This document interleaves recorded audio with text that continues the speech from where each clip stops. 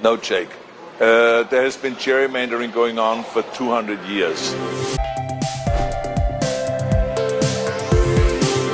Here is Arnold Schwarzenegger talking to Jake Tapper on why Californians need to vote no on Prop 50. Take a look.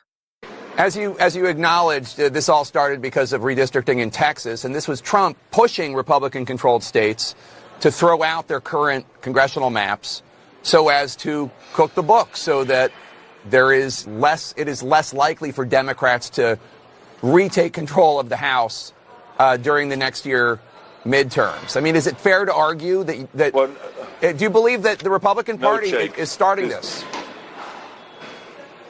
No, Jake. There has been gerrymandering going on for 200 years. There is such extreme gerrymandering going on that in a state like Massachusetts, it has like 40% of the people voting for Trump. They have 0 representatives. The Republican Party has 0 representatives sent to the House. Think about that. In New Mexico, if 45% of the people voted for Trump and voted Republican, and 0 is sent to the House, 0 representative from the Republican Party. So there's gerrymandering, crazy gerrymandering going on all over the country, and we wanted to try to stop it in California, and we did stop it in California, and we went around the country. So I think this whole thing about finger pointing and saying they did it, so therefore we should doing it, that's not really the way to go.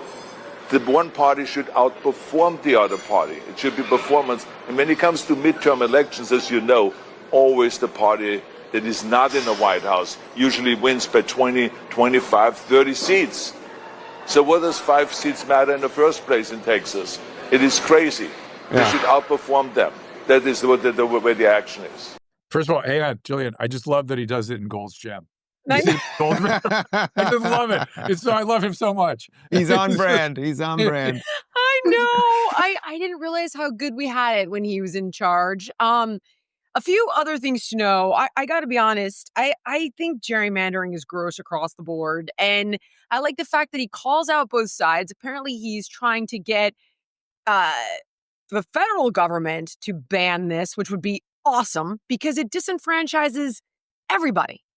Period. At least in my opinion. But some things to know about Prop 50 that I thought were interesting. Gavin Newsom is spending $129 million to try to push this through. 10 million of which came from George Soros, which is terrifying. I listened to Steve Hilton express this. If this passes, Prop 50, it will take 193,000 votes to elect a Democrat to Congress in California. It will take 1.5 million votes to elect a Republican to Congress in California. And what's bananas is that you see Obama and AOC, and it's like, oh, we've got to do this to protect democracy. I'm like, this is the exact opposite of protecting democracy. It's like these guys always race to the worst behavior. Instead of saying, how do we block this at a federal level? This is a problem. It's like, oh, I'm gonna see your gerrymandering in Texas and triple down. It's just, it grosses me out, guys. I hate it. There's a bunch of things here. First off, it's already been pointed out, but yes, both sides do it. And if you look at some of the maps that they show you of how districts are made, they're completely insane. The shapes make absolutely no sense. You know, you'll see like a bizarro squiggle line in the middle of the state that just makes no geographic sense and it makes population sense for the people that want it that way. But first off, yes, both sides do it. That's number one. Number two, I have to say, I'm very glad to see Arnold back out there and making some sense because I'm a child of the 80s. You know, Total Recall is probably my favorite movie of all time. Predator, the list goes, obviously Terminator and T2, and it goes on and on.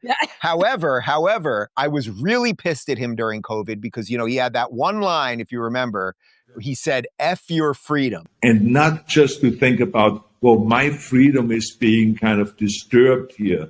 No, screw your freedom. When he was trying to encourage people to get back. So I was really pissed at him then. And I remember that morning when we were playing the video, I was like, I don't even want to do this, but I have to call it honestly. So I'm very glad to see that he's out there and making sense again. And that's great. And you're right, Jillian, if California only had him as a governor again, things would be at least somewhat different. It's still a wacky it's still a wacky state. Agreed. But my goodness. the main point here, I think, Jillian, is what you said at the end there, which is that everything they do is to protect democracy. And in an extended version of that clip, Arnold also says, the government, anytime the government says something is temporary, it's really permanent. Right. So right now, Newsom's trying to sell it like, oh, we'll temporarily do this while we sort of see how everything shakes out.